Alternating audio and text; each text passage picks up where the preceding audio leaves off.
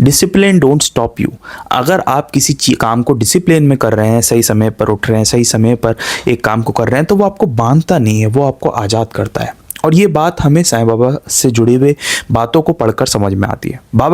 अब्दुल बाबा को टोकना कि अब्दुल कम खाओ, कम पहनो, ज़्यादा इच्छाओं में मत जाओ, ज़्यादा तरह की वैरायटी का खाना मत खाओ, ज़्यादा मत सो, कम सो, सही समय पर सही चीज़ करो। तो बाबा का ये बताना अब्दुल बाबा को एक डिसिप्लिन में बांधना चाह रहे थे बाबा। और हमें ये जानना चाहिए कि हम अक्सर सोचते हैं कि कोई भी तरह का डिसिप्लिन, यानी कि अगर हम ठीक ठीक समय से कंटिन्यूसली कोई काम करें तो उस डिसिप्लिन में हम बंध जाते हैं, लेकिन असल में ऐसा नहीं होता। डिसिप्लिन इंसान को बांधता नहीं है, डिसिप्लिन इंसान को आज़ाद करता है। और यही बात ओशो ने भी कही है कि अगर हम किसी काम को डिसिप्लिन में कर रहे हैं तो असल में वो आपको रोकेगा नहीं, वो आपको आज़ादी देगा। एग्जाम्पल के तौर पे अगर आप सही समय पर उठ रहे हैं, सही समय पर एक्सरसाइज कर रहे हैं, सही समय पर अपने जीवन को बढ़ा रहे हैं, तो वो जो चीज़ें हैं आपको आज़ाद करेंगी। किन से?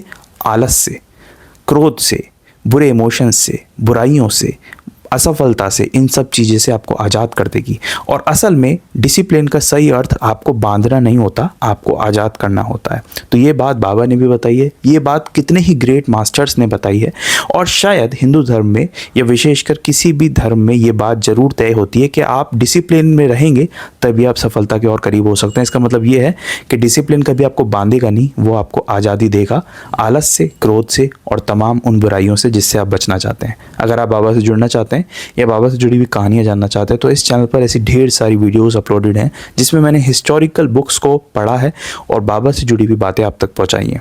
मेरा यूट्यूब चैनल भी है जिसमें हम डिटेल में इन बातों को डिस्कस करते हैं, क्योंकि यूट्यूब पर डिस्कशन का टाइम बढ़ जाता है, तो आप उस चैनल को भी जाकर सब्सक्राइब कर सकते हैं। मिलेंगे एक नेक्स्ट वीडियो में। ओम साई राम।